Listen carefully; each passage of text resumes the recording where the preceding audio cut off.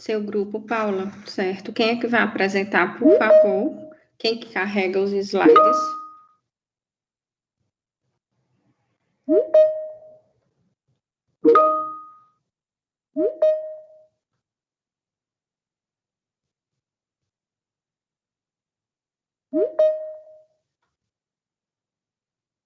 Mandou no meu e-mail o quê?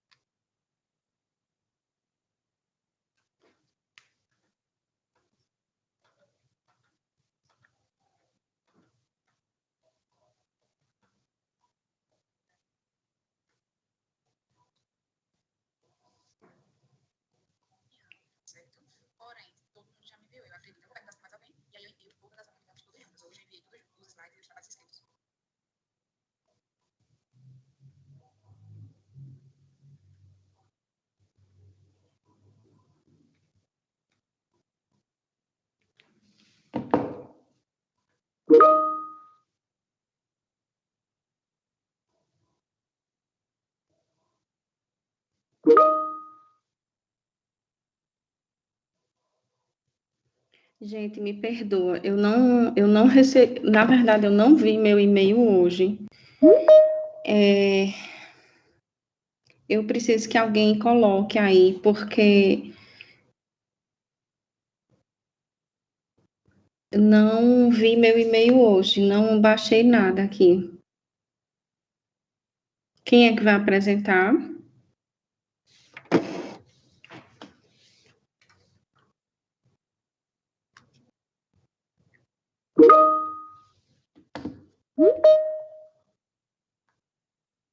Micaele, ok.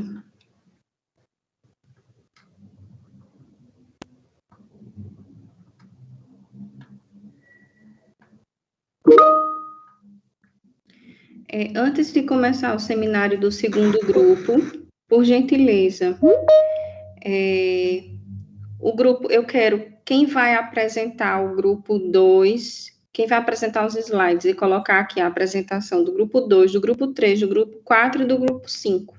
São 5 grupos somente essa turma, não é isso? Aí já coloca aqui no chat quem é que vai colocar os slides do grupo 2, 3, 4 e 5, por favor. Porque eu já vou colocar como apresentador, porque saindo um, imediatamente a gente coloca o outro, para a gente não perder tempo, certo? A senhora quer que eu coloque como? Um atrás do outro, é? O que? Como assim? O slide, porque assim, no grupo da gente, na turma da gente, não apresentou nenhum grupo até agora. E aí são 5 grupos, mas o grupo 5 não fez o trabalho. Certo. Aí só são 4. Eu quero que você, ou pessoas que tiverem os slides, que vão apresentar aqui, certo? Que vão recarregar os slides. Eu quero o nome das pessoas que vão carregar os slides de cada grupo, para eu colocar como apresentador. Entendeu? Grupo 2, Rúbia. Certo, perfeito. Isso mesmo que eu quero, obrigada. Rúbia também já está como apresentadora. Quem mais?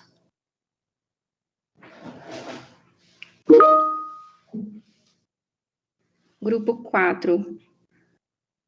Micaele de novo? Ou tem Micaele? Não, é porque eu pensei que eu poderia colocar o de todos, mas aí fica mais fácil assim. Cada um coloca o seu e eu coloco só o do meu. Certo, tá. Grupo 1, João Paulo. Grupo 1, Ah, tá bom. João Paulo e Maíla. Você escolhe, professor. Ou eu ou Maíra poder colocar, viu? Os dois são do mesmo grupo, é? É. João Paulo. Vou colocar você, tá, João Paulo? Então, a gente tem aqui como apresentador João Paulo, Micaela e Rúbia. Faltam 3 grupos ainda. Não, professora, falta só o grupo 3, né? São 4 grupos só. Ah, tá certo.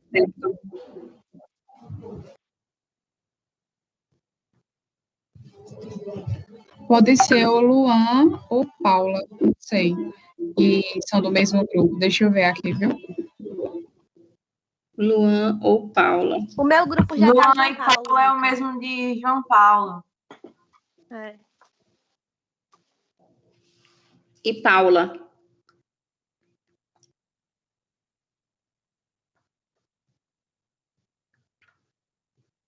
Paula é o mesmo grupo de Luan? É, Luan, Paula e João Paulo são do mesmo grupo. É o grupo 1, eles dois. A professora Tainara pediu para mim colocar o slide do grupo dela também. Ah, então tá bom. Então, aqui. Isso, agora tá certo. Certo. Então, aqui tem como apresentadores João Paulo, Micaela e Rúbia, ok? Pronto. Micaela, por favor. Quem é o grupo 1? João Paulo, é?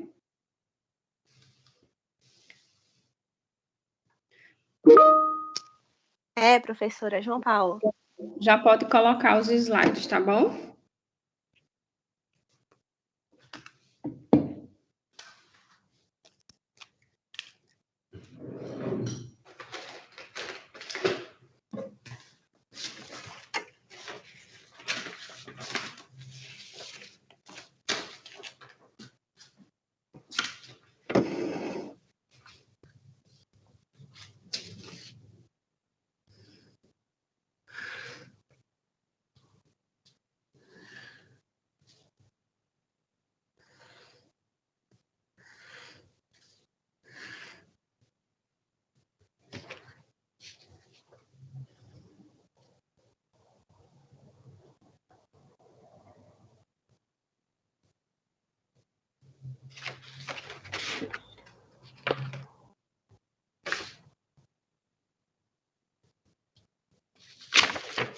Pronto, pessoal.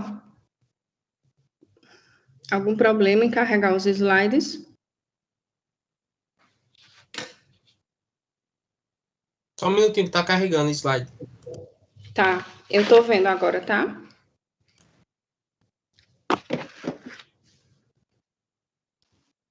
Pode começar, professora. Pode sim, eu vou desligar minha câmera e minha voz aqui, mas qualquer coisa eu tô aqui. Certo. Ô, João Paulo, tu vai passando, tá? Bom, boa noite, professora. Boa noite, pessoal. A gente vai falar sobre afrouxamento e fratura de parafuso protético. Pode passar. Aí são os integrantes do grupo. Pode passar, João. Pode passar. Então, vamos lá. As próteses sobre implante são um grande avanço para a odontologia, né? Já que elas proporcionam ao paciente substituição dos dentes perdidos, devolvem função, estética, e muitos estudos demonstram o sucesso a longo prazo dos implantes. Só que também tem as complicações mecânicas, que elas têm sido relatadas em alguns estudos. E as principais complicações é a fratura e o afrouxamento do parafuso protético. Os implantes apresentam uma porção intraóssea, que é de titânio, e um pilar protético transmucoso. E aí é nesse pilar onde é confeccionado a prótese. E esses pilares são retidos no implante pelo uso de um mecanismo de encaixe que está associado a parafuso. E é nessa conexão onde pode se produzir uma fenda, que aí pode levar a risco mecânico, por exemplo, a fratura, e biológico, como infecções, inflamações. Então, uma má adaptação dessa interface do implante ao pilar protético pode gerar um conjunto de cargas indesejáveis, que aí vai resultar no afrouxamento ou na fratura do parafuso protético, ou também na fratura do corpo do implante, o que pode comprometer o sucesso do tratamento reabilitador. E a existência de espaços na interface do implante e no pilar protético favorecem ao acúmulo bacteriano. E aí pode aumentar os riscos de inflamação tecidual e também de danos à interface osso-implante, o que vai prejudicar, né, no sucesso do implante. Então, é por isso que é muito importante a gente saber as falhas recorrentes de afrouxamento e de fratura dos implantes, porque é algo fundamental para o sucesso dos trabalhos reabilitadores.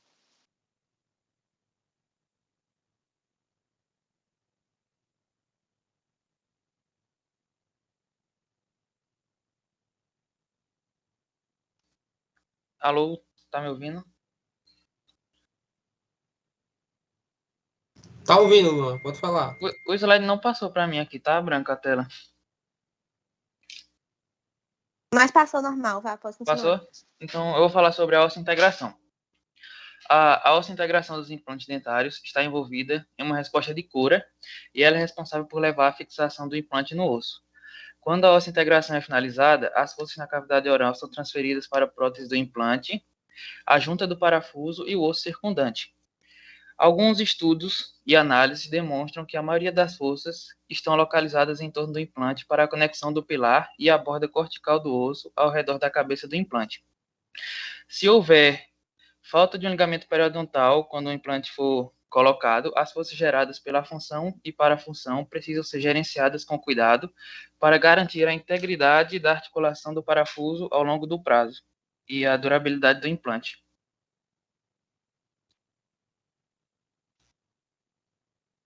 Pode passar, vice João. Boa noite. Estão me escutando? Assim, ó. Sim, acho que está escutando. Eu vou falar sobre juntas aparafusadas. Uma junta aparafusada é definida como duas partes que são mantidas juntas por um.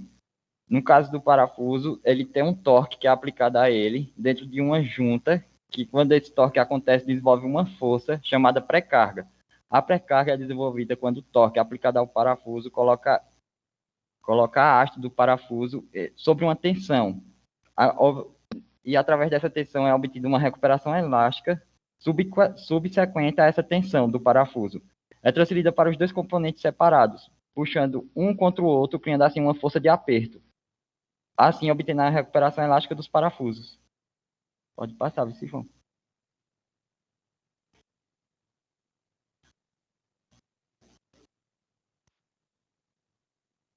Boa noite, professora. O afrouxamento ou fratura do parafuso é mais comum com os parafusos protéticos em comparação aos de pilar. E essas complicações também são mais comuns em restaurações de implante único em comparação a unidades múltiplas. E outro fator seria a oclusão, dependendo do tipo de prótese e do desempenho do arco oposto. E a melhor maneira de reduzir esses incidentes é maximizar as forças de fixação da junta, enquanto minimiza a força de separação da junta. Pode passar.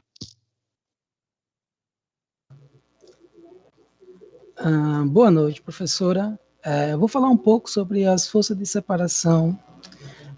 Inclui todos esses contatos e estruturas não passivas. As estruturas não passivas é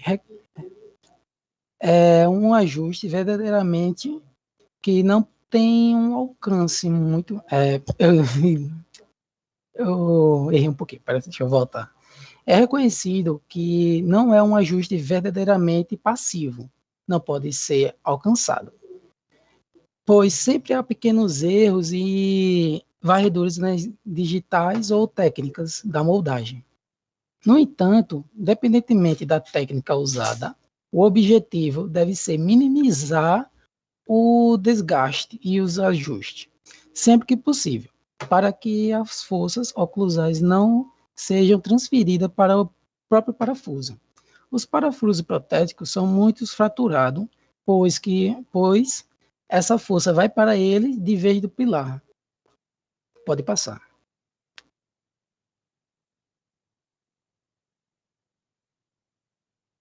Boa noite, pessoal. Eu vou falar um pouquinho sobre a prevenção e tratamento do afrouxamento ou fratura do parafuso.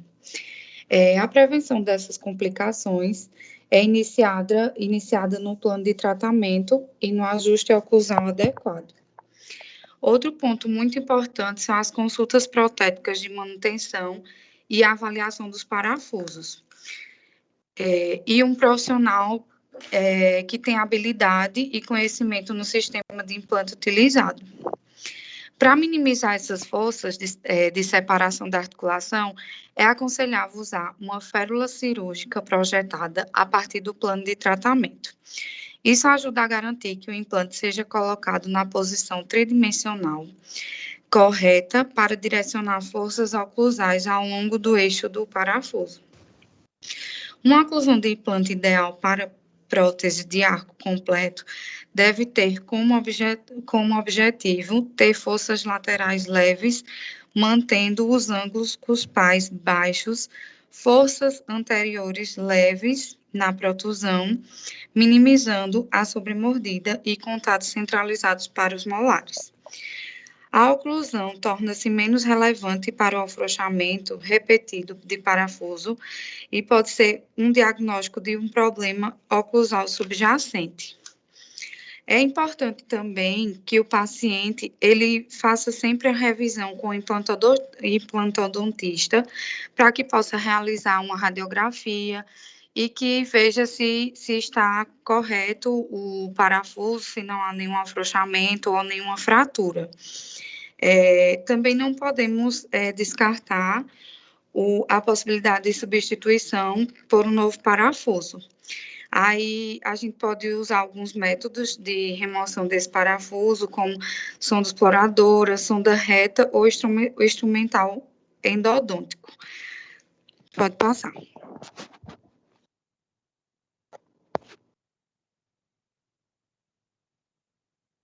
Boa noite, professora. Eu vou apresentar sobre o afrouxamento do parafuso. O afrouxamento dos parafusos pode colocar forças maiores nos pilares e a subsequente fratura dos pilares de cerâmica. A fratura do pilar é devido ao afrouxamento do parafuso, que pode ser evitado garantindo que as interfaces de metal usinados façam parte junta do parafuso.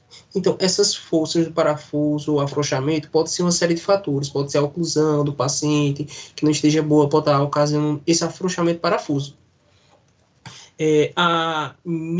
Microscopicamente, sempre haverá pontos altos e baixos ao longo das superfícies articulares. Isso aqui é um ponto muito relevante em relação aos implantes, porque alguns implantes têm algumas texturas superfície lisas, que é o sistema de Bruno Marx, o cara que descobriu e tal, dos implantes, que tem cerca de 90% ou até mais de admissão, de aceitação em boca do paciente. Mas tem alguns estudos que falam sobre a microtexturalização do implante, como as rugosidades, que tem uma integração boa também, que se aplicaria ao afrouxamento do parafuso, diminuindo esse afrouxamento ou até mais. Microscopicamente, sempre haverá pontos altos e baixos ao longo das superfícies articulares. Depois que o toque inicial é aplicado ao parafuso, os pontos altos tendem a se desgastar devido às forças de fixação, de oclusão, e o pilar do implante ficará mais próximo, o que reduz a pré-carga no parafuso e a subsequente forças de fixação. Se a força de fixação cair abaixo das forças exercidas na junta, e o parafuso se soltará, e a função contínua ocorre, e o parafuso pode fraturar. Aí a gente também tem que fazer o exame a cada volta de 6 meses para ver como é que está isso, um exame radiográfico, sondagem, isso tudo para a gente poder avaliar o paciente em si.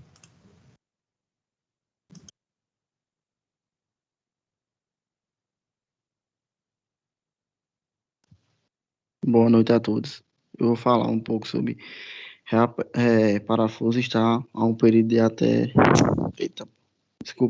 reapertar o parafuso após um período de até 10 minutos. Bom, recomenda-se que aperte o parafuso após um período de até 10 minutos, após um aperto inicial para superar o efeito de sedimentação, e assim evitar o afrouxamento prematuro do parafuso. Após apertar um parafuso, uma parte significativa da força de fixação, 90%, é perdida devido ao atrito entre os pontos de contato da rosca do parafuso, em contato com a rosca interna do implante ou pilar, sem lubrificante. Aproximadamente 10% da força é transmitida à pré-carga.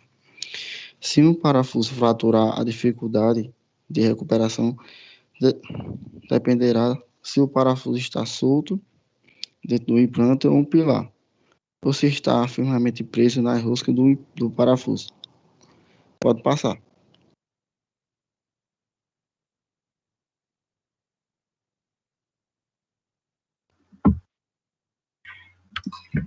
Eu vou falar sobre recuperação de fragmentos de parafusos.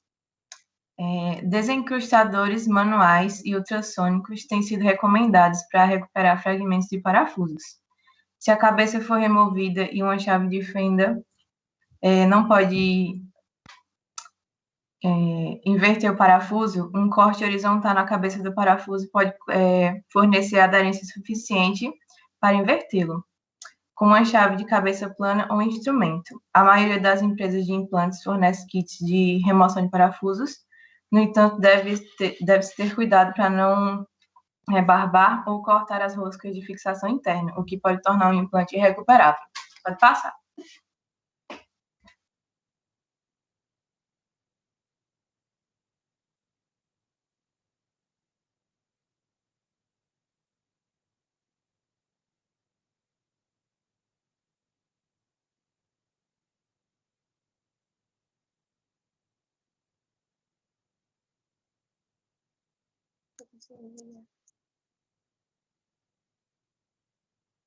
Manutenção do implante. Uma correta manutenção dos implantes determina a longo prazo a sua durabilidade. O fator mais importante que contribui para preservar o tratamento fixo é, sem dúvida, a manutenção que cada pessoa faz com o seu tratamento. Os implantes dentários também necessitam de cuidados e radiografias periódicas para observar sua integração, possível reabsorção e fratura do implante. Esses cuidados ou manutenção vão contribuir para que durem mais tempo. Pode passar.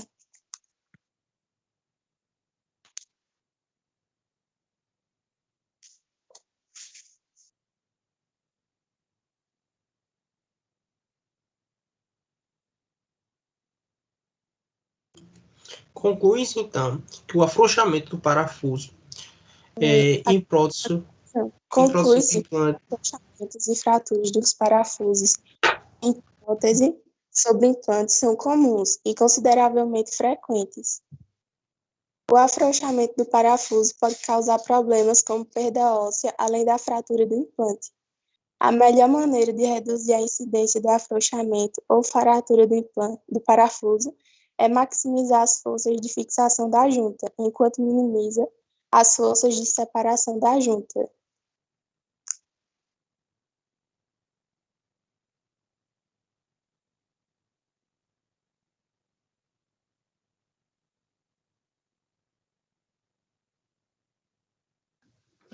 Ok, pessoal. Finalizaram, não é isso? Isso, Eu acho que a internet de Milena caiu antes dela terminar, mas finalizou. Tá ok. Veja, qual é o grupo 2? Já pode carregar o slide, tá bom?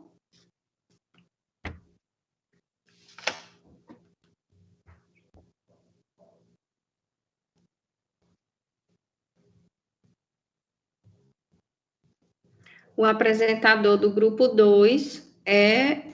Tá carregando, já coloquei. Tá, Rúbia. Ok.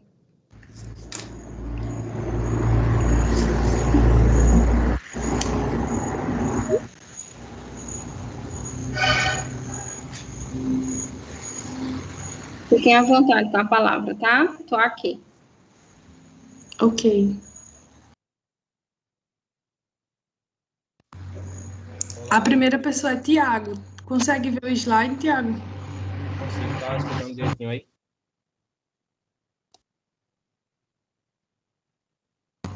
Olá, boa noite.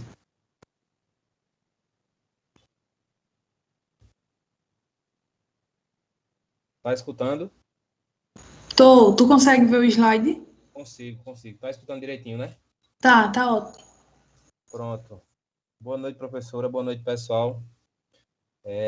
O trabalho da gente vai falar um pouco das complicações estéticas nas próteses sobre implantes. Pode passar, Rubem. Aqui são os componentes do grupo. Pode passar. E nessa breve introdução, a gente vai voltar e ver um pouco do que se trata a estética que hoje é tão buscada, seja a própria estética facial, seja a estética que tem um sorriso ali inserido nela. A gente vê que a busca pelo belo, a busca pela beleza não vem de hoje, vem lá da Grécia Antiga, e hoje intensificou-se principalmente por essa questão de mídias sociais, essa questão de sempre estar aparecendo, sempre querer aparecer bem, né? Pode passar, Rubem. E para a gente conseguir essa tão almejada estética, essa tão almejada beleza, a gente pode usar de vários artifícios. Aqui a gente tem alguns exemplos, como aparelhos invisíveis, o próprio clareamento, de repente uma gengivoplastia, que é essa foto à direita, essa foto no canto direito, embaixo. Pode passar, Rubem.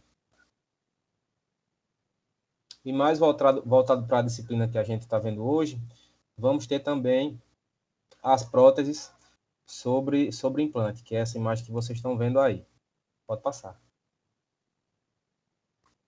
A gente consegue ver aqui também um antes e depois muito bem realizado, um resultado muito satisfatório com relação ao que era antes, né? Só que o seguinte, a depender da maneira que seja feita, a depender do profissional que realize o procedimento, a gente pode incorrer também em algumas falhas, em algum resultado que fique aquém daquele resultado esperado, de repente aquém daquele resultado combinado com o profissional que vai realizar. E é sobre essas falhas, sobre esses defeitos, vamos dizer assim, que que o pessoal, melhor falando, vai discorrer para vocês.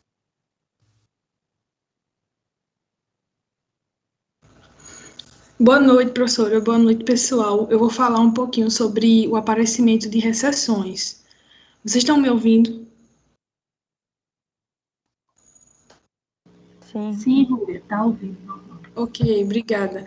Então, esse aparecimento de recessões são complicações estéticas que podem ocorrer após a colocação dos implantes. As recessões, elas podem ser ósseas ou de tecido mole, mas não é uma recessão gengival, porque o tecido que recobre os implantes, ele não é gengiva. Essa parte aqui, nessa setinha roxa, é uma recessão de tecido mole. Nessa setinha azul da primeira foto é uma recessão gengival. E na segunda foto, a setinha azul mostra recessão óssea. Um dos objetivos após a colocação dos implantes é que essa mucosa que vai circundar os implantes ela seja semelhante à gengiva, né? Esse é um dos objetivos, porque a gengiva ela vai dar essas condições propícias para que a mucosa circunde corretamente a prótese. Por que essas recessões elas acontecem? Existem esses fatores. O implante ele pode ser mal posicionado, a quantidade e a qualidade óssea do paciente podem ser poucas, né, daquela área. A falta de enxerto, né, quando o cirurgião dentista não opta por um enxerto quando precise. Quando o paciente tem o biotipo gengival fino, se o paciente tem diabetes e é tabagista, e tudo isso se resume a uma falta de planejamento do cirurgião dentista.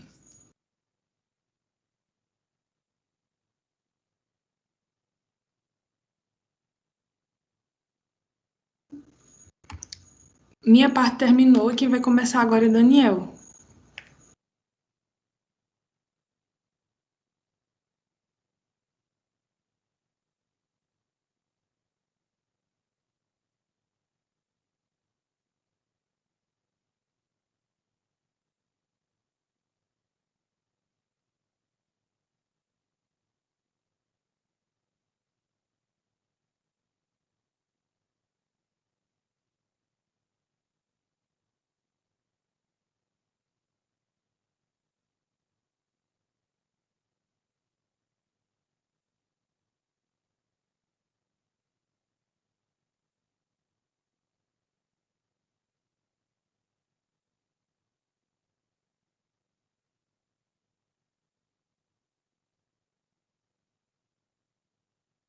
Oi, oi.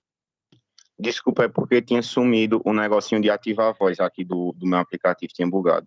Volta um slide, por favor.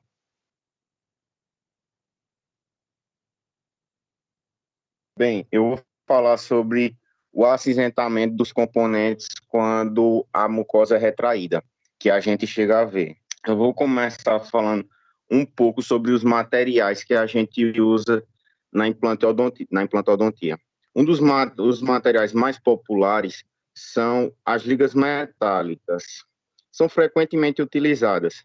A liga mais utilizada é composta por 6% de alumínio, que é um metal que traz a leveza para essa liga, 4% de vanádio, que é um material que reduz condutividade térmica, e 90% de titânio, que é a base. É um material forte, fácil de moldar, leve e biocompatível. Essas próteses a gente chama de metalocerâmicas. Elas são próteses muito populares, pois oferecem vantagens como resistência, durabilidade, estética e características que se assemelham muito aos dentes naturais. Porém, existe uma grande dificuldade de trabalhar com a metalocerâmica, que seria a necessidade de esconder totalmente esse metal, pois não é uma coisa muito estética.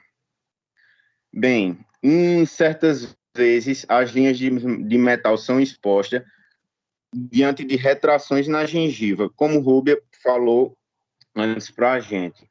O que causa essa retração? A causa mais comum é a periimplantite, que aparece quando a higiene oral é insuficiente para remover a placa bacteriana. Quando não tratada, essa condição infecciosa acaba por reabsorver o osso que envolve o dispositivo implantodôntico, causando, por fim, a própria retração gengival. E outras causas, como dispositivos implantodônticos instalados em posição incorreta, em área com pouco suporte ósseo, ou recobertos por enxertos sem efetividade comprovada para a situação em que foram empregadas. Bem, passa, por favor.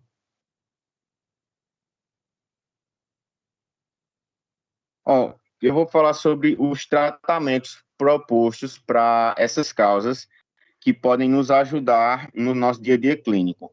O primeiro que a gente deve fazer é identificar a causa e recuperar a saúde da gengiva e do osso. Ou seja, se for biofilme, a gente fazer a remoção, fazer a instrução para o paciente de como deve ser a higiene e todo o resto do processo profilático. Segundo, na maioria dos casos, enxertos de gengiva e osso podem ser utilizados de forma separada ou em conjunto, dependendo da necessidade, para recobrir a parte exposta do implante. Em casos mais severos, chega-se a ser necessária a remoção total do implante para que haja um novo processo de implantação de uma prótese mais adequada para o caso. Entre as melhores opções, encontra-se a zircônia, que é esse material branquinho que a gente pode ver. Ele é um material cerâmico de alta resistência, que ele tem uma cor e translucidez que se assemelha muito às estruturas dentárias e evita que esteja aquele escuro que o metal traz. O único problema da zircônia, além de ser um material que não causa alergias inflamatórias, é um material muito aceito pelo corpo. O único problema dele é o preço muito elevado dele. Obrigado pela atenção, pessoal. Aqui encerra a minha parte.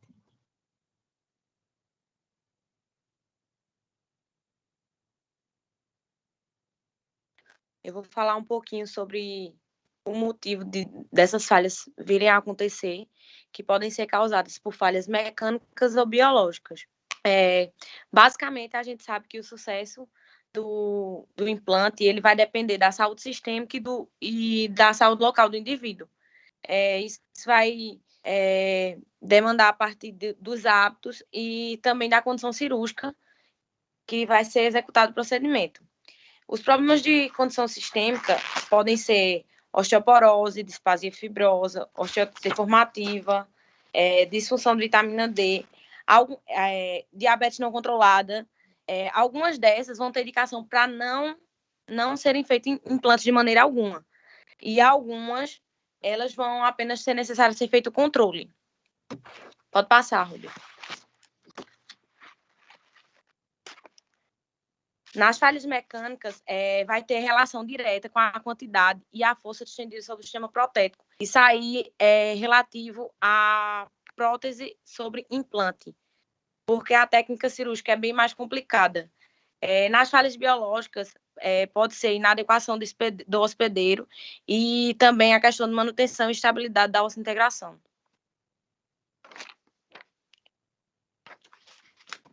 Aí tem uma imagem de um implante que eu achei em um artigo. Esse implante aí, ele não foi bem sucedido, talvez pela técnica cirúrgica, mas também prejudicou a estética do paciente. Pode passar, Rúbia. Olá, boa noite a todos. Eu irei proferir em relação aos implantes unitários em área estética, na zona estética, né? O termo estética em odontologia significa nada mais do que inspirado na natureza, desde que a natureza tenha criado algo que combina com a pessoa em questão, certo? Logo, a substituição de um dente de um paciente que fuma 80 cigarros por semana deve ser diferente de um paciente que tem os dentes brancos e sem cárie.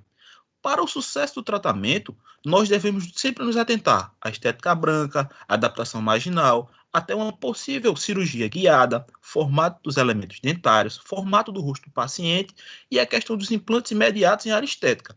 A instalação imediata de implantes é considerada uma técnica viável pela redução do tempo cirúrgico. No entanto, inúmeras questões devemos levar em consideração, né? Como a qualidade e a posição da gengiva inserida, a integralidade do processo alveolar, a quantidade de osso que ali está presente, assim como a altura e a forma da gengiva. A cirurgia ideal deve envolver uma exodontia com baixo trauma e a instalação de uma coroa provisória lisa e que mantenha o contorno gengival, como pré-requisito para um emprego, né, de uma carga imediata. Devemos analisar imediatamente a estabilidade primária, certo? Assim como a integralidade das paredes alveolares. A seleção do implante também é um critério, certo? Muito importante.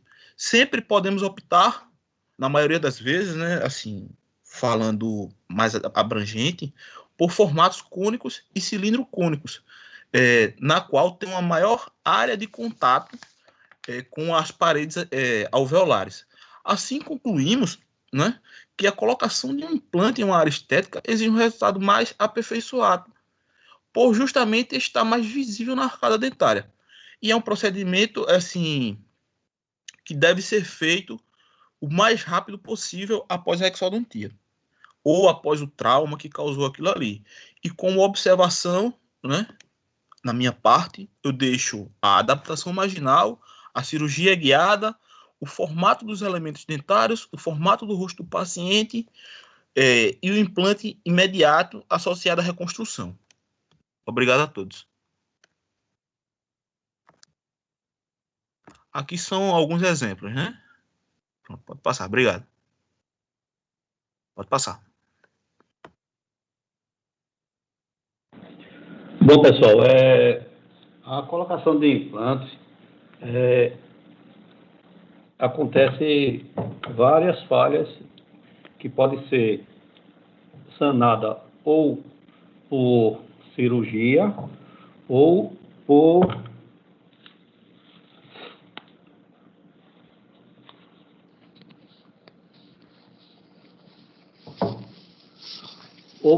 recolocação desse implante, tá ok? E algumas condições são desfavoráveis para que aconteça essa recessão facial ou vestibular. Por exemplo, implantação em local com falha óssea, implantação não guiada, condições favoráveis, a parede vestibular deve ter no mínimo 1 milímetro além do osso mínimo necessário, ter um biotipo gengival espesso. Tudo isso vai contribuir para que esse implante seja satisfatório e com estética é aceitável, por conta que, além do resultado motor, a estética também conta muito, e principalmente no dia de hoje, em que se quer um sorriso apresentável. Pode passar. Algumas técnicas cirúrgicas usada para que se facilite e se recupere quando se tem uma reseção facial. Dentre elas, nós temos a regeneração óssea guiada, no qual é feito um enxerto ósseo e aliado a ele é colocada uma barreira membranosa, que essa barreira vai funcionar para impedir que algumas células que não sejam aceitáveis na regeneração óssea, impedir que essas células passem e formem tecido fibroso e granuloso naquele local, que não é aconselhável, não é bom. E como o tecido epitelial ele se regenera 3 a 4 vezes mais rápido do que o tecido ósseo, contribui para que essa altura do osso e a espessura do osso fique fina, e com isso não seja bom para que o implante fixe bem, e com isso geralmente acontece o quê?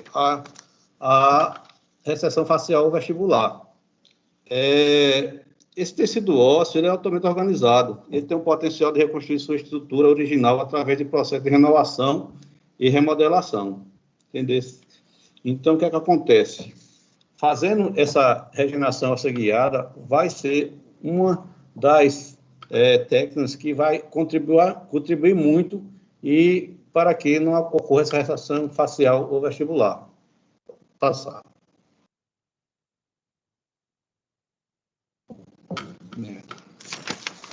Boa noite, eu vou falar sobre assimetria gengival, não é facial. Muitas assimetrias gengivais podem ser corrigidas com implante dentário ou próteses. Isso ocorre porque a perda de um elemento dentário ou de todos os dentes geram consequências para o volume dos tecidos orais e faciais.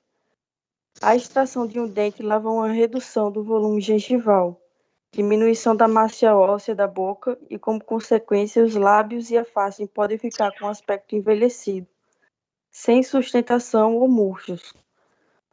Um implante ou prótese podem ajudar nisso, ao mesmo tempo em que permitem uma boa mastigação. A mastigação correta também tonifica os músculos dos lábios e bochechas, recuperando a estética facial. Pode passar.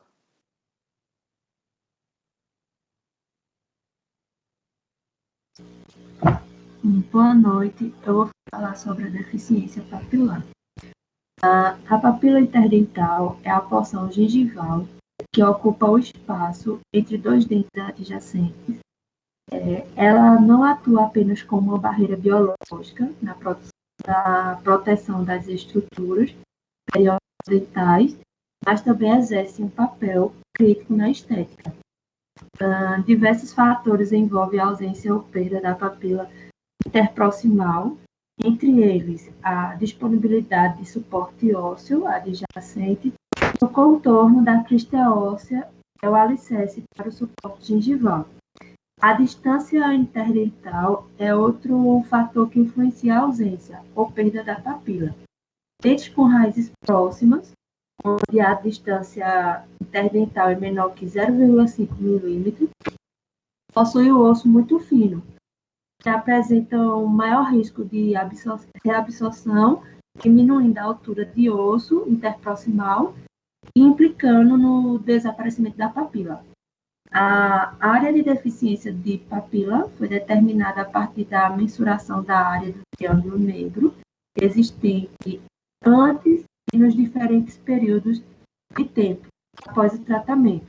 Após o estabelecimento da escala para padronização das imagens, a distância entre a base do ponto de contato e a ponta da papila foi determinada, posicionando-se uma linha vertical perpendicular ao ponto de contato e à ponta da papila.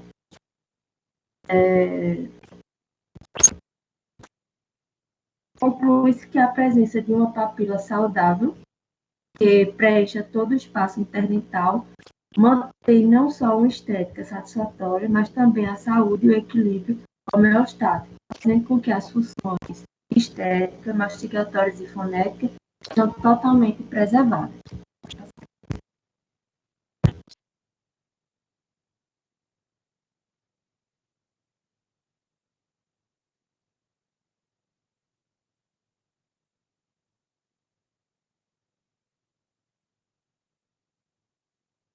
Boa noite. Tá dando para me escutar? Tá sim, Olinda. Eu vou falar sobre acinzentamento do tecido gengival. Na maioria das vezes, a causa para o aparecimento de gengivas acinzentadas junto a implante dentário é a perda do osso que reveste a parte externa. Os motivos que levam a essa perda vão de infecções bacterianas, até a instalação do implante em local inadequado ou em áreas com suporte ósseo deficiente. A primeira parte do tratamento para recuperar a gengiva que escureceu junto ao implante dentário é identificar a causa do problema. A primeira suspeita é a reabsorção óssea por infecções bacterianas.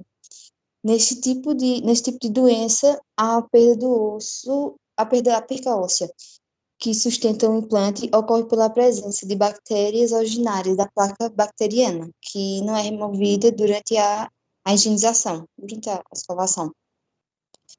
O tratamento para perimplantite, que é a bactéria, consiste na remoção mecânica da placa, que em condições mais severas é realizado até procedimento cirúrgico. Os sintomas mais comuns dessa doença é o sangramento gengival, o inchaço e a supuração, e nem sempre estão presentes em todos os casos, ou pode ser descoberto até pelos próprios pacientes. Outra parte importante do tratamento é as técnicas de escovação para a saúde gengival junto do implante. Em casos mais complexos do acinzentamento gengival, pode ser preciso até a substituição do implante. Pronto, pode passar.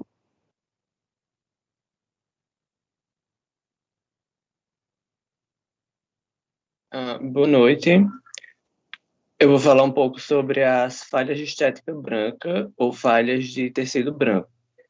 Essas falhas elas são relacionadas ao formato geral do dente, ou na prótese no caso, o desenho e o volume da coroa clínica.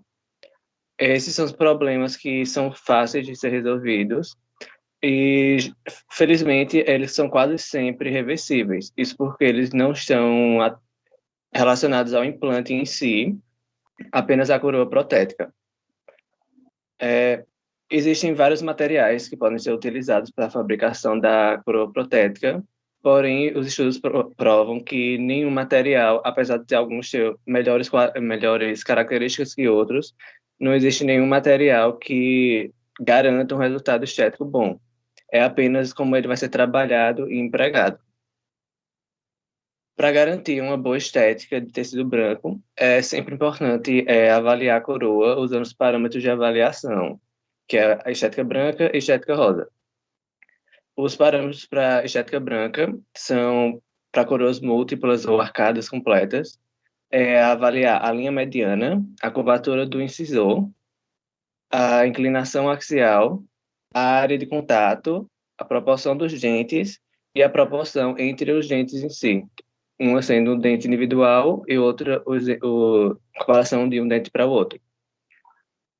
Para a coroa unitária, vamos avaliar a forma do dente, cada dente individual que vai ser substituído pela prótese, o contorno mesial e distal, a margem da coroa, a translucidez do dente, o tom e o valor e a proporção do dente.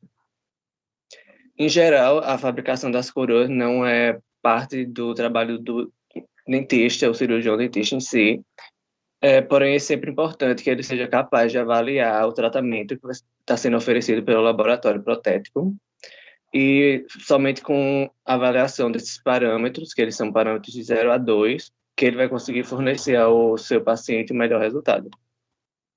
Concluindo.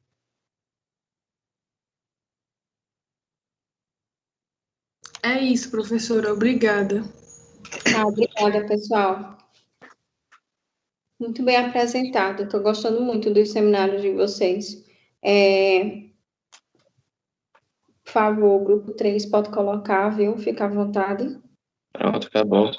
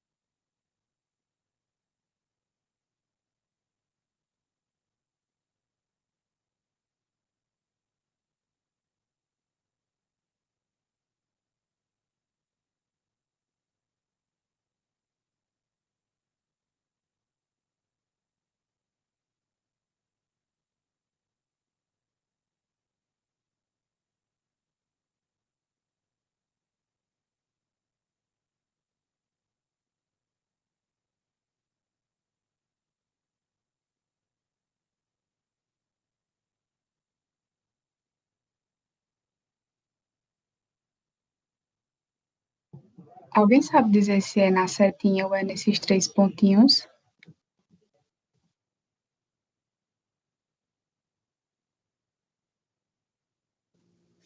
Não, você vai pegar esse quadradinho que tem do lado dos 3 pontos, que tem uma seta. Aí você vai tocar nele e vai abrir uma aba embaixo, que é para compartilhar a tela. Aí você clica no compartilhamento de tela, aí tem como você compartilhar somente uma guia do Chrome, uma janela ou uma tela cheia, que é toda a tela do seu computador. Entendeu?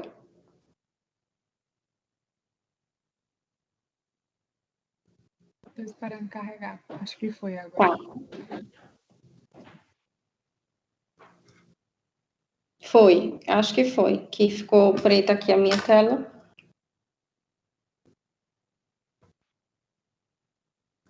Ok, já está certinho aí. Pode começar.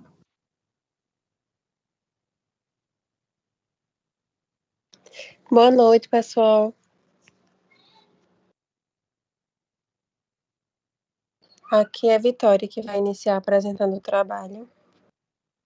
A gente ficou com complicações trans e pós-operatórias. E eu vou iniciar dando uma definição bem simples do que é o transoperatório, esse período. O transoperatório é o período correspondente ao momento em que o paciente é recebido no centro cirúrgico até o momento de sua transferência para a unidade de recuperação ou até a sua casa. É um período que normalmente é considerado crítico para o paciente. E aí, depois dessa definição breve, a gente vai começar dando alguns exemplos de transoperatório, para depois seguir para o pós. O primeiro deles, do transoperatório, é danos ao tecido ao nervo. Essa complicação, ela se caracteriza, Neves descreveu ela em 2002, afirmando que ela é causada pelo traumatismo, que pode ocorrer tanto devido à compressão ou até a incisão ou ruptura do nervo alveolar inferior. Isso ocorre durante o procedimento operatório, por isso ela se encaixa no trans. A técnica cirúrgica de transposição do nervo alveolar inferior também pode causar alguns graus de alterações sensoriais.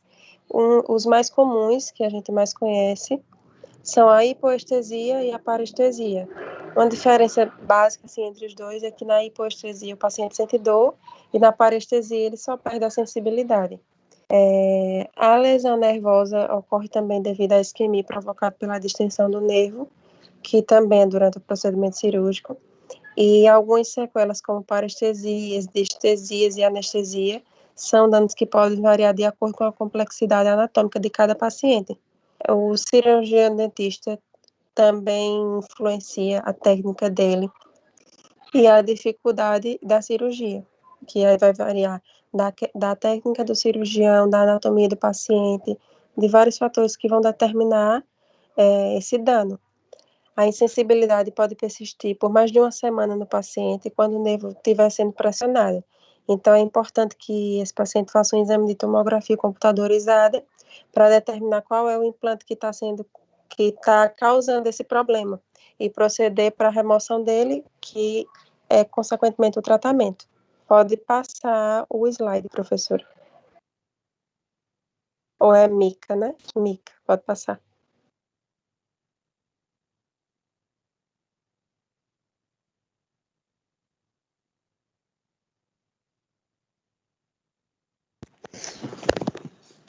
Boa noite, vocês estão me ouvindo?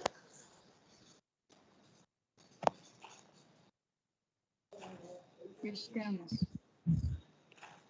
Eu vou falar um pouquinho sobre a contaminação bacteriana e como ela acontece. Então, como os implantes dentários eles não são totalmente cobertos pelos tecidos periodontais, parte deles fica exposto ao ambiente bucal. Então, facilmente ele é colonizado pelo biofilme, que é formado pela microbiota bucal.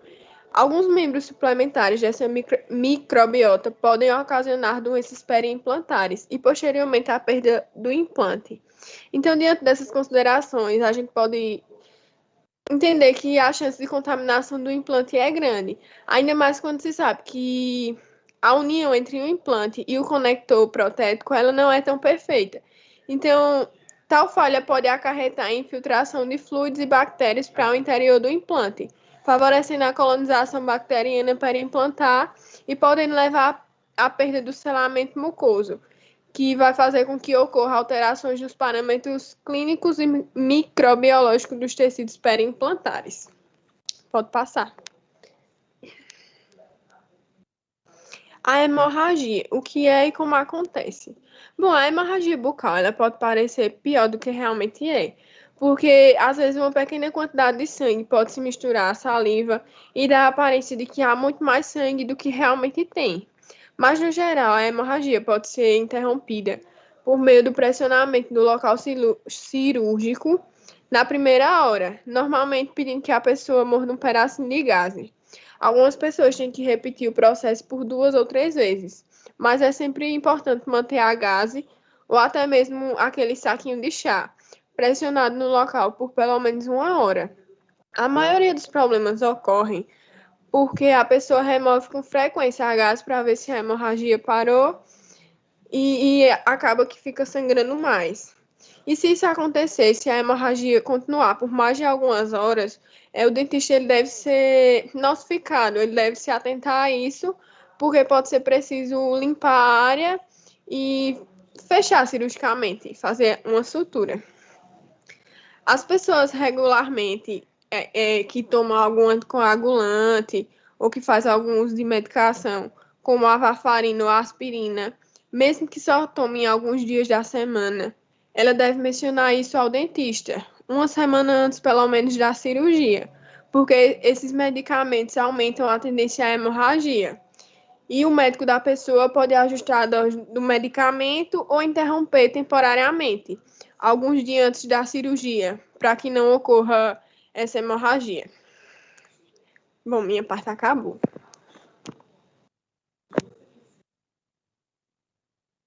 Boa noite. Eu vou falar um pouco sobre a deglutição de instrumentais na odontologia. Nos casos em que ocorre a passagem de corpos estranhos pela orofaringe, esses objetos eles podem seguir por 2 caminhos diferentes, ou pela deglutição ou pela via respiratória. E nos casos que ocorre a deglutição desses instrumentais, é resolvido normalmente sem ter uma intervenção cirúrgica. Já nos casos que vão pela via respiratória, eles podem precisar, né, de uma intervenção cirúrgica. E para minimizar esse tipo de intercorrência, Existem duas formas. A primeira delas é amarrar os instrumentais a um pedaço de fio dental, e a outra forma é o posicionamento do paciente na cadeira odontológica, que a gente pode pedir para o paciente virar a cabeça para a lateral. Assim, se alguma coisa cair, cai na bochecha do paciente e não vai para a orofaringe. Pode passar.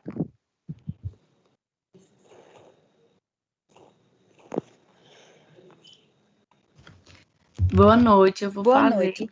Com relação ao pós-operatório, trata-se do período que o paciente necessita de cuidados especiais até sua total reabilitação.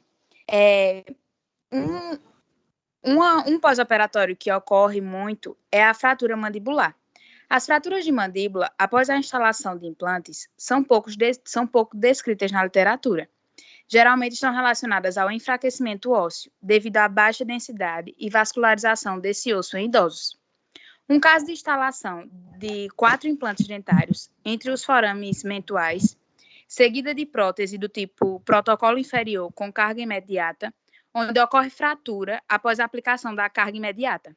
O tratamento desse paciente foi conservador, com orientação dietética, prescrição medicamentosa e acompanhamento por 60 dias, havendo reparo completo na região após o período de 180 dias. Nesse caso clínico, foi possível concluir que o tratamento conservador é uma alternativa viável. E para o tratamento de fratura mandibular tardia, após a instalação de implantes dentários, embora o mecanismo exato para o qual tais fraturas ocorrem não é conhecido, uma análise das últimas pesquisas sugere que a concentração de esforços para que o defeito mandibular preparado para a colocação de implante é uma explicação provável.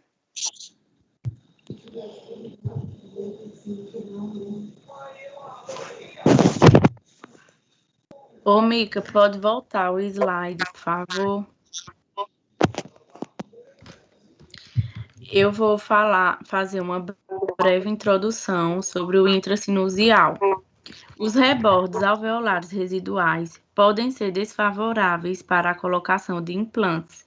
A região posterior de maxiloedêntula muitas vezes é desafiadora para o cirurgião oral, devido à falta de osso, como consequência da reabsorção do rebordo alveolar, ou pneumatização do seu maxilar. Acidentes ou complicações podem ocorrer quando algumas destas questões não são respeitadas. Devido às características ósseas da região posterior da maxila, como cortical delgada e baixa densidade, existe possibilidade de falhas na instalação de implantes nesta área.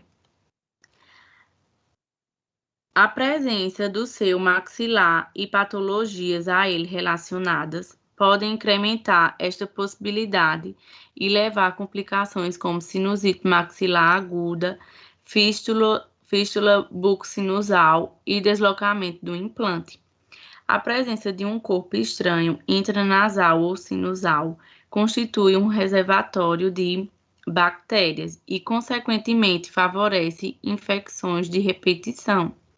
O tratamento consiste na sua retirada, geralmente resultando na remoção do implante. Existem vários métodos para remover o implante dentário do interior de um seio maxilar, como a aspiração por meio de um defeito ósseo alveolar, a técnica de Caldwell, cirurgia sinusal endoscópica funcional, que é a FES, e acesso por endoscopia transoral. Nas últimas décadas, a cirurgia sinusal endoscópica funcional tem substituído a técnica de Caldwell para o tratamento de doenças paranasais, porque é eficaz e geralmente ela costuma ser menos invasiva. No entanto, a despeito de todas as vantagens, a cirurgia sinusal isolada não é recomendada para remover um material maior, especialmente quando o mesmo se encontra nas regiões posterior e inferior do seio. A presença de comunicação oroantral, alterações inflamatórias da mucosa sinusal e patência do ósseo de drenagem também precisam ser levados em consideração na escolha de forma mais adequada do tratamento.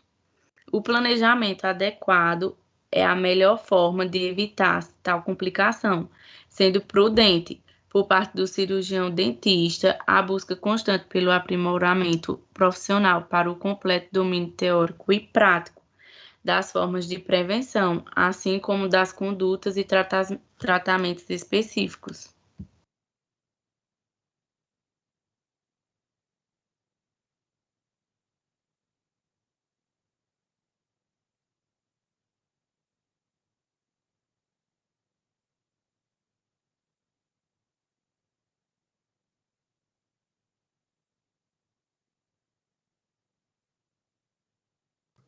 Pessoal, meu slide está no 7. É isso mesmo? É sim, professora. Ah, tá certo.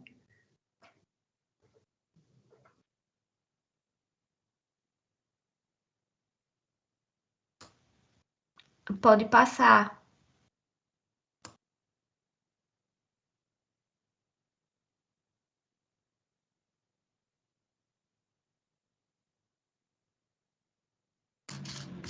Boa noite. Eu vou falar sobre periimplante, a definição, as causas e os tratamentos. A definição. Periimplantite é uma doença progressiva e irreversível dos tecidos periimplantares, moles e duros. Geralmente, o desenvolvimento desta patologia é acompanhado de diminuição da osseointegração com o aumento da reabsorção óssea e o aumento da formação de bolsas e supuração. As causas mais frequentes na ocorrência das doenças periimplantares é o histórico da doença periodontal, que destaca-se como principal fator etiológico. As consequências são várias, como a mobilidade do implante, que constitui um meio de diagnóstico na avaliação do desenvolvimento e existência das doenças periimplantares, podendo também revelar hemorragia à sondagem, supuração, profundidade dos sulcos gengivais e interpretação de radiografias convencionais. Os tratamentos. Muitas vezes os tratamentos convencionais associados ou não ao antibiótico é incapaz de eliminar completamente os micro-organismos instalados no periimplante. Vários métodos de eliminação de bactérias da superfície dos implantes infectados têm sido propostos, mas nenhum deles tem se revelado como uma ferramenta eficaz no tratamento da periimplantite. Os métodos mais citados são a aplicação de ácido cítrico, jato de bicarbonato, uso de curetas e ultrassons com pontas plásticas. Entretanto, todo cuidado deve ser tomado para que a limpeza não danifique a propriedade da superfície de implantes. O uso prolongado de antibióticos sistêmicos é uma alternativa auxiliar de tratamento quando os métodos convencionais falham. Entretanto, essa conduta pode resultar em uma resistência bacteriana. O uso da terapia fotodinâmica e dos lasers tem gerado um grande interesse devido ao seu potencial de descontaminação da superfície implantar no tratamento da doença. De acordo com uma revisão recente, foi demonstrado que é possível realizar a fotossensibilização letal bacteriana sem causar danos na superfície implantar. A terapia fotodinâmica ela parece ser mais eficiente na eliminação das bactérias da superfície do implante do que apenas o tratamento feito com radiação de laser. Pode passar.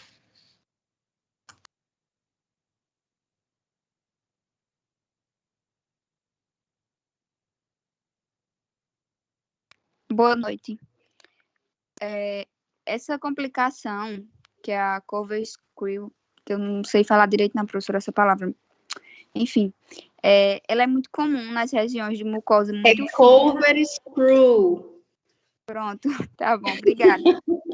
De nada. Como eu falei, né, ela é muito comum nas regiões de mucosa muito fina ou pouco keratinizada. Ou também quando o implante ele não foi instalado na profundidade adequada, deixando o cover screen mais saliente. Então, isso pode acontecer ainda quando existe uma prótese também, que pode estar provocando algum trauma na região da mucosa. A área periimplantar, ela fica sujeita à infecção bacteriana subclínica, quando o cover screen fica exposto. Aí pode ocorrer dor, reabsorção óssea e abscessos também. E nos casos de exposição, o tratamento mais adequado é a manutenção de uma higiene oral bem feita e bem minuciosa e evitar o uso de prótese sobre essa região. Pode passar, por favor.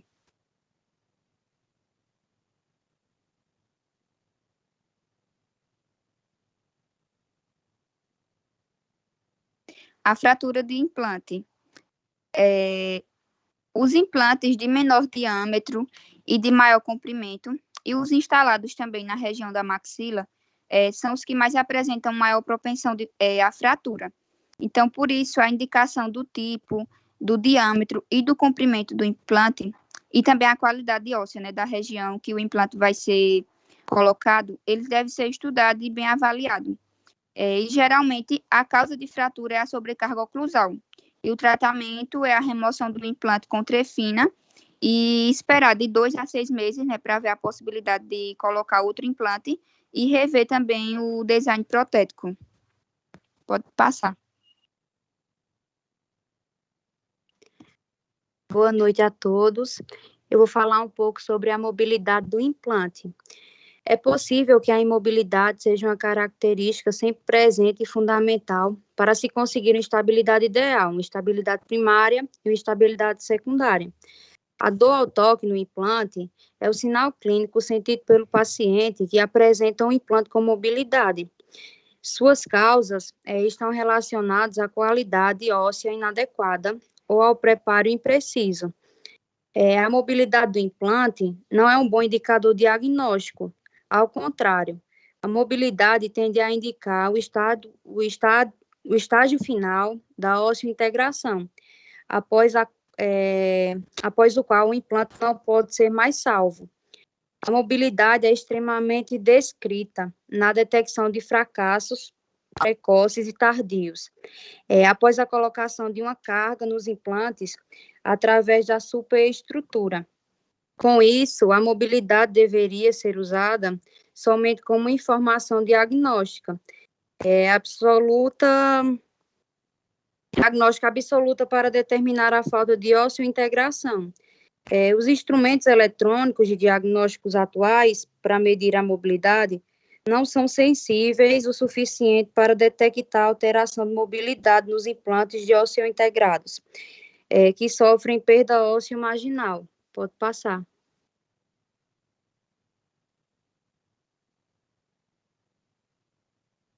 Boa noite. Eu vou falar um pouco sobre implantes em posição e angulação desfavorável. Bem, pode acontecer dos implantes eles ficarem em posição incorreta, e isso ocorre quando não se faz um planejamento certo da cirurgia, ou seja, quando não se faz o uso, nesse caso, do guia cirúrgico. E, consequentemente, vai trazer alguns problemas, como, por exemplo, vai ter uma dificuldade na confecção da prótese, e onde o paciente ele vai começar a sentir um desconforto por conta da invasão do espaço da língua, e também ele vai ter prejuízo na mastigação, vai ter prejuízo de função mastigatória. E também o paciente ele vai começar a ter um pouco de dificuldade na deglutição e na higiene, e vai alterar também a estética. E nesse caso, o tratamento correto seria a remoção do implante. Assim, o certo seria fazer um estudo pré-operatório para verificar as formas das estruturas anatômicas e também evitar complicações cirúrgicas, que nesse caso poderia ocorrer uma fenestração de tábua óssea no momento da perfuração com as brocas. E vai ser também através desse estudo que vai avaliar a distância entre a perfuração dos sítios ósseos e as estruturas anatômicas importantes, como, por exemplo, o canal mandibular. Pode passar.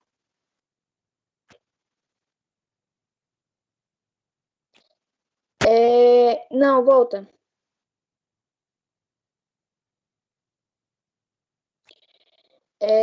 Em questão da retração gengival, em alguns casos, isso pode acontecer, que é onde o paciente ele vai começar a notar que o tecido gengival ao redor do implante ele começa a diminuir, como se ele começasse a se afastar.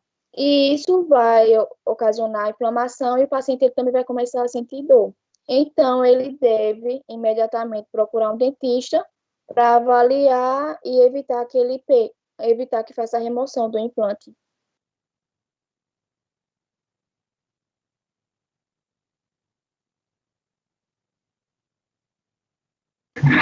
Boa noite. Pode passar o slide. Pode passar. Não. Passa isso também. Boa noite. Eu vou falar um pouco sobre a dor após a inserção da prótese. Que a presença de dor, edema, hiperplasia gengival e inflamação são aspectos clínicos que precisam ser investigados, pois sugerem a não osteointegração do implante, a falta de adaptação do componente protético ou um quadro de periimplantite. O tratamento vai desde a remoção do implante, a ajustes oclusais, a remodelação da prótese ou até um tratamento de periimplantite, dependendo do diagnóstico que foi obtido. Pode passar, Mica.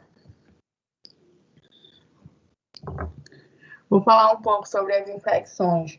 As infecções pós-operatórias na implantologia é caracterizada por dor, edema e supuração. Ocorre em aproximadamente 5% dos casos, com variação de grau, indo desde infecções moderadas do seio, que são facilmente tratadas com antibióticos, ou as outras que desenvolvem fístulas bucais, perda do implante por infecção, o insucesso total do enxerto e sinusite maxilar.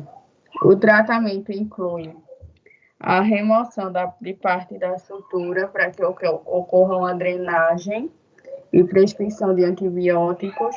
Após isso, deve-se estabelecer um controle diário com limpeza da área para que ocorra uma cicatrização por segunda intenção. Obrigada pela atenção. Encerrou aqui, minha professora.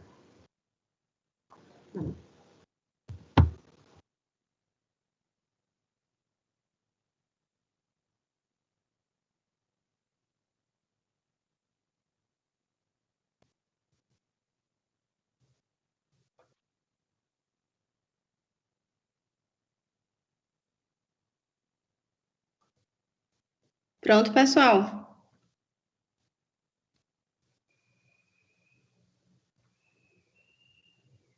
Esse é o 4, grupo 4.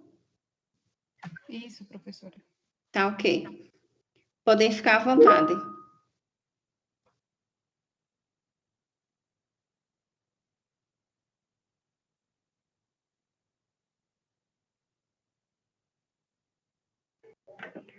Boa noite, estão me ouvindo? Sim.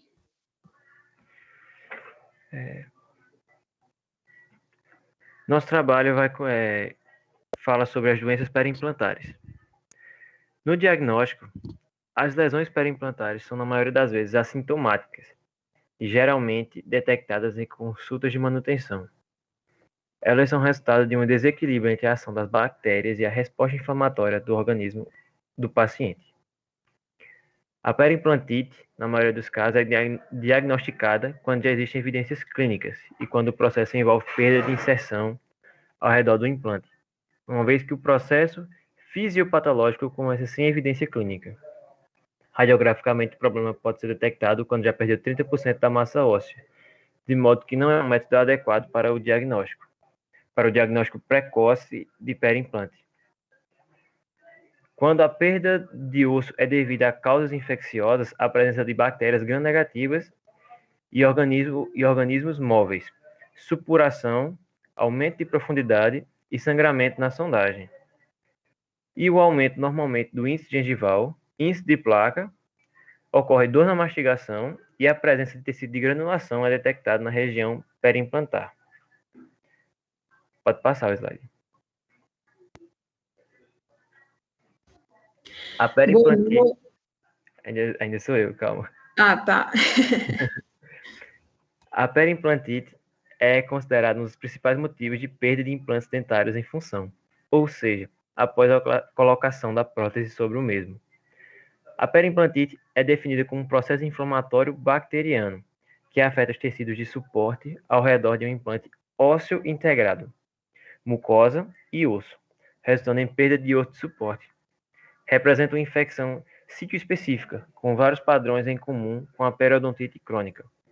A periimplantite é diagnosticada quando ocorre perda progressiva do osso periimplantar, extrapolando os limites de tolerância de reabsorção do osso, após o sucesso da osteointegração do implante. Ou seja, a média de perda óssea vertical ao redor do implante não deve ser maior que 0,2 milímetros anualmente. Pode passar.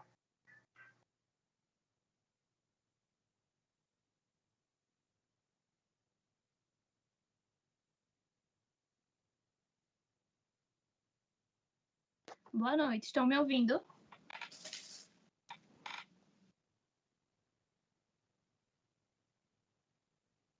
Oi.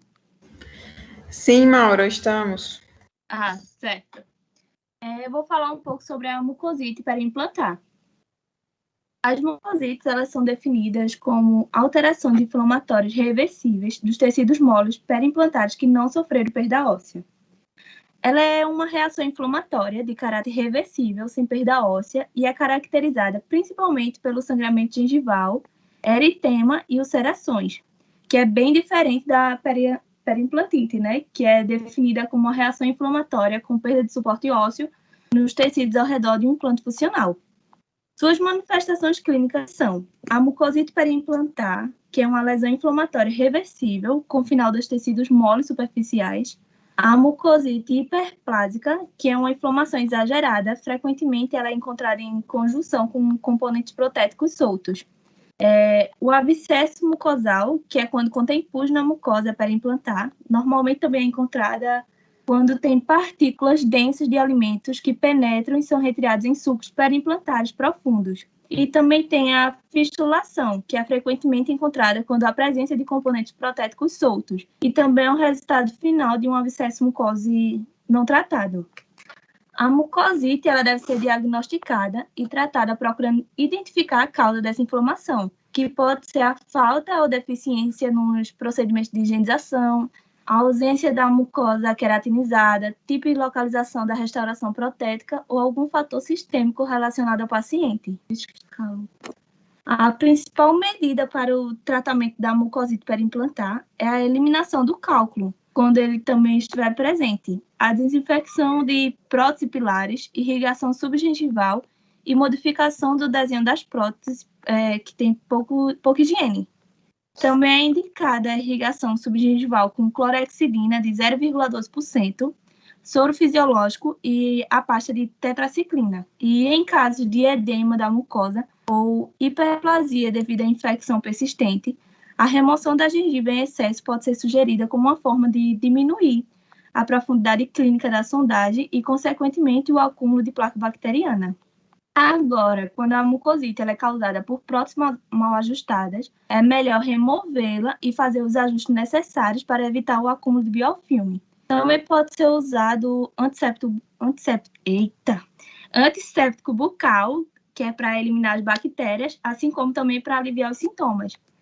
Nessa imagem, vocês podem observar uma secreção purulenta e tecido periimplantar edemaciado, eritomatoso e com um discreto aumento de volume. Pode passar.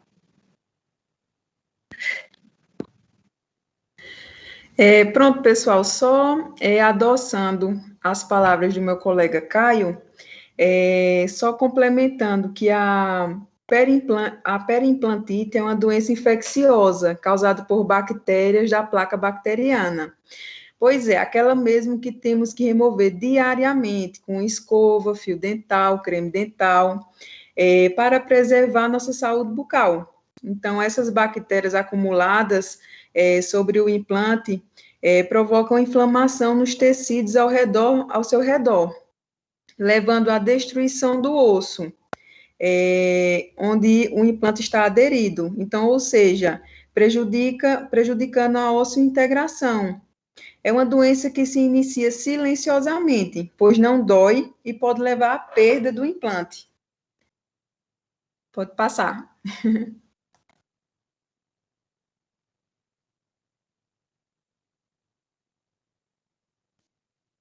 Boa noite. Eu vou falar sobre a microbiologia. A periimplantite, né, está caracterizada por micro-organismos comparáveis àqueles da periodontite, né, ou seja, a alta proporção de bacilos, anaeróbicos, gram-negativos e micro-organismos móveis e espiroquetas. Então, o aumento da rugosidade da superfície do implante, né, causa uma maior dificuldade para o procedimento de higienização e manutenção da saúde dos tecidos periimplantares, assim como no tratamento dos defeitos ósseos periimplantares. A descontaminação da superfície dos implantes, ela pode ser feita com curetas de plástico.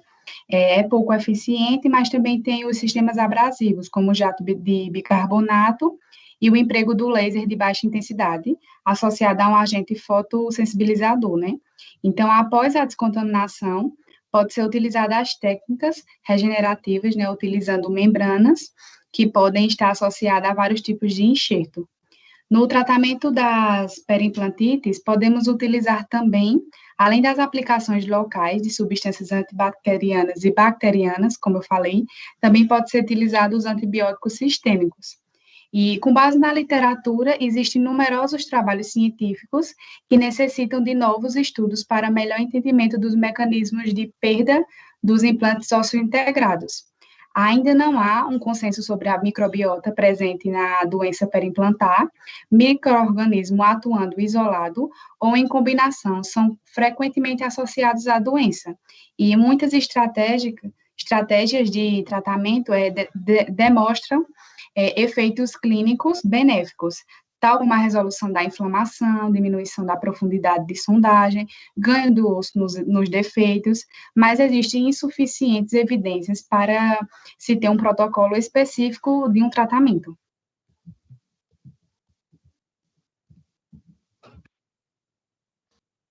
Boa noite. Romito, ele realizou uma pesquisa, uma revisão de literatura, onde ele avaliava alguns métodos de diagnóstico possíveis para algumas condições que identificassem a presença de um processo inflamatório ao redor dos implantes. Eu vou citar alguns para vocês entenderem melhor.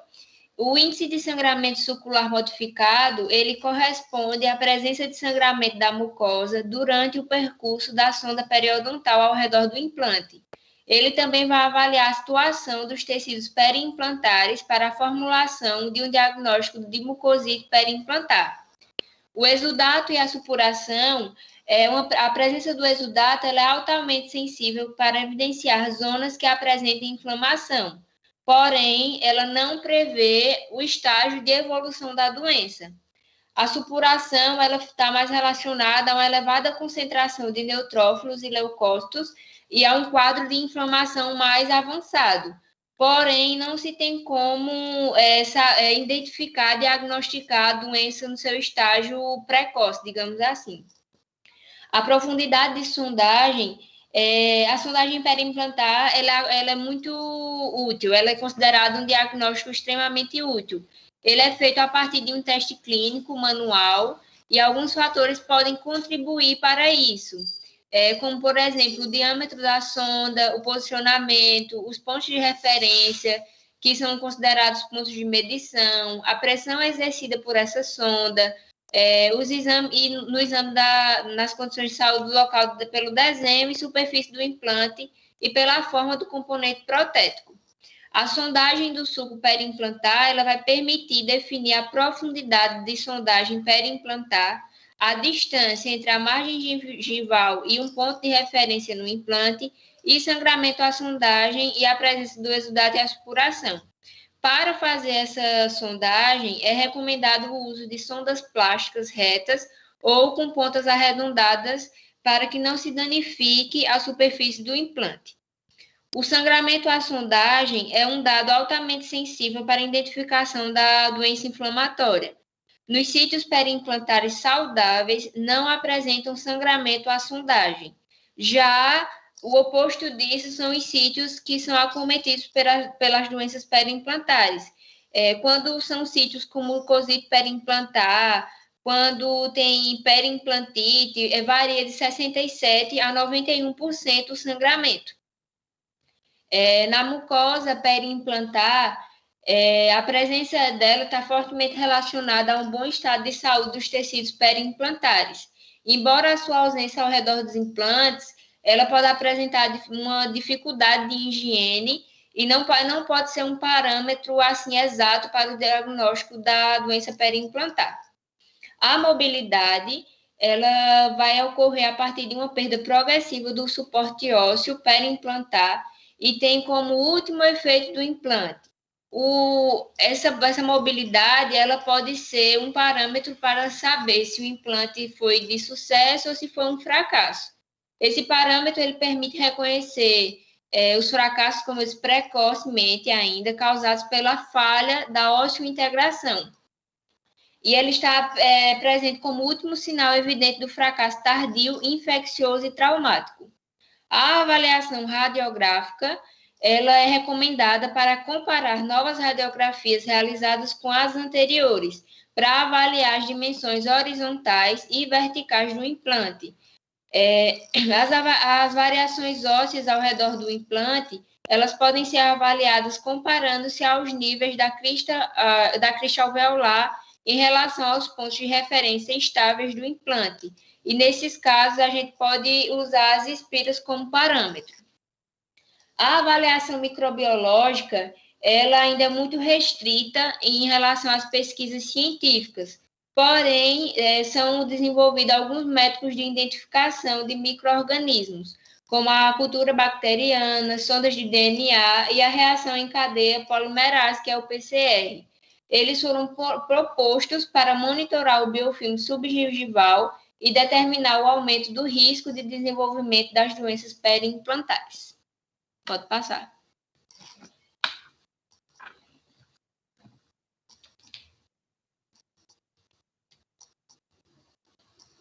Boa noite.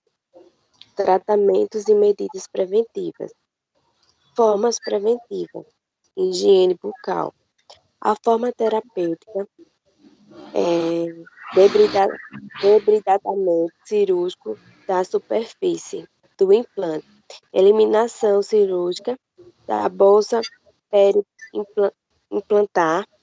periimplantar. Eliminação do tecido de granulação e através de medicamentos com o uso de antissépticos, administração de antibióticos locais ou sistêmicos, acesso ou confecções de retalhos cirúrgicos com ou sem terapias generativas e terapias de suporte.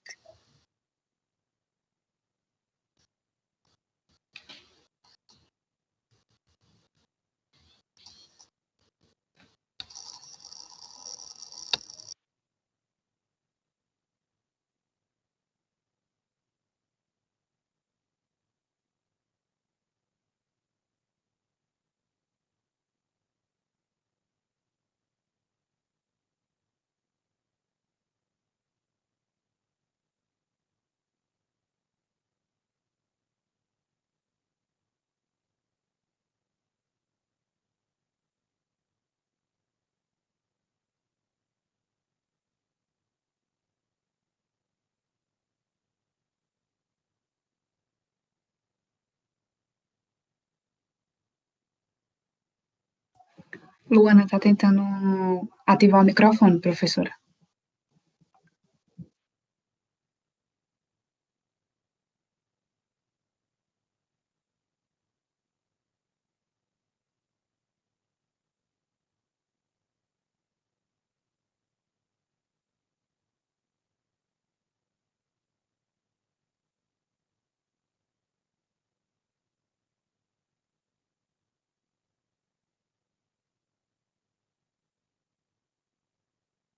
Boa noite, estão me ouvindo? Sim, estamos. Aleluia, meu Deus. Desculpa, professora. Irei falar sobre debridamento mecânico.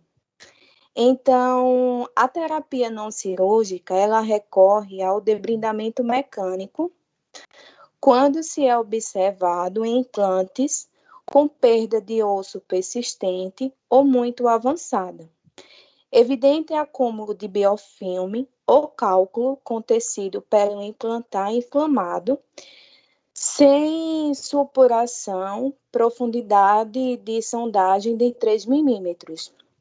Então, mesmo que se realize o tratamento inicial, se é necessário o debridamento cirúrgico dos tecidos moles periimplantares, para que se possa realizar a decontaminação da superfície do implante e a aplicação de técnicas de regeneração óssea para restaurar o osso perdido. Então, para remover depósitos do implante, tem que ser utilizado instrumentais macios, para que não cause danos nas superfícies do implantes. Os implantes, eles são higienizados com instrumentos rotativos ou manuais e pastas de polimento. Normalmente, a cureta que ela é utilizada é a cureta plástica. Elas são sempre selecionadas e o tratamento mecânico, ele é realizado usando a cureta não metálica, mas sim a cureta de plástico ou fibra de carbono, ou revestidas com plástico, ou até mesmo através de laser. Pode passar.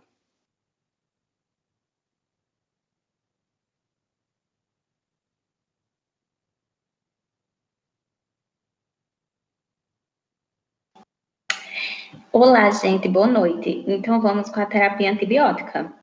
Bom, a terapia antibiótica é um tratamento utilizado nos locais dos implantes com sangramento à sondagem e com os valores de profundidade de sondagem maior ou igual a 6 milímetros. Normalmente também se encontram depósitos de placas bacterianas e hemorragia à sondagem. A supuração pode ou não pode estar presente.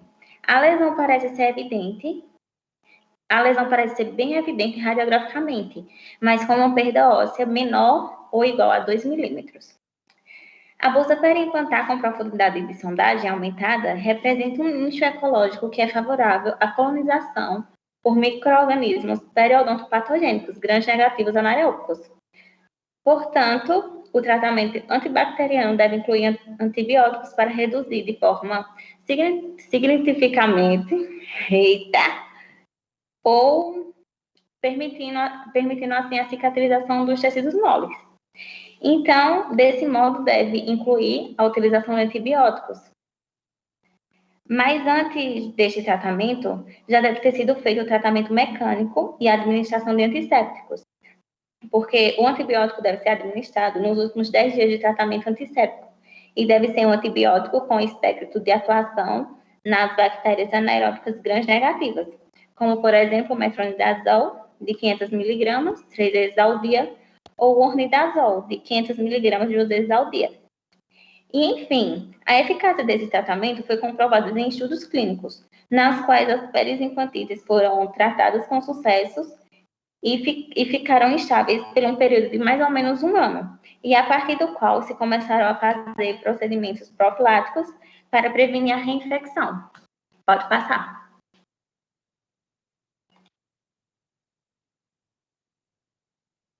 Boa noite. Os tratamentos cirúrgicos para periimplantite incluem instrumentação com retalho aberto, removendo as bactérias, polindo, descontaminando e desintoxicando a superfície do implante com instrumentos mecânicos, agentes químicos ou a laser.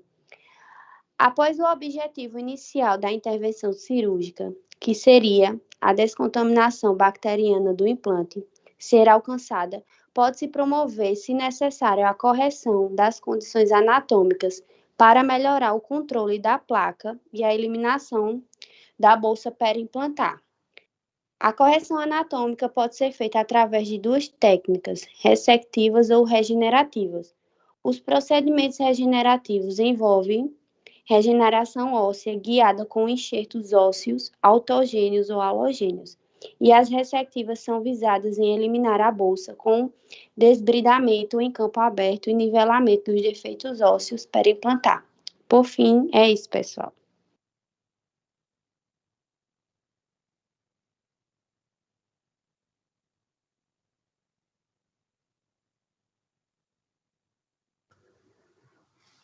Obrigada, pessoal. Tem mais algum grupo para apresentar? Tem não, professora. Tá, joia. Então, Micaele, por gentileza, manda. Você já mandou para mim, né? Mandei sim, mandei todos os slides e todos os trabalhos escritos. Tá, joia, então. Pessoal, eu queria dizer a vocês que muito obrigada pela dedicação em realizar os seminários. Todas as apresentações foram muito boas. Queria parabenizar todos os alunos que se esforçaram, né? Eu sei que para pesquisar um assunto que muitas vezes não é do nosso cotidiano é difícil, até para vocês falarem os termos, né? Muitas vezes se tornam difíceis de apresentações, mas eu gostei muito dos seminários e queria dizer para vocês que semana que vem é nossa prova, então boa sorte para todo mundo, eu espero que todo mundo se dê bem. A nossa prova vai valer os pontos que vão ser distribuídos entre o seminário, a prova, né, da semana que vem, e o questionário de perguntas e respostas. Então, depois eu digo para vocês direitinho como é que isso vai se distribuir, tá? E uma boa sorte para todo mundo. Os seminários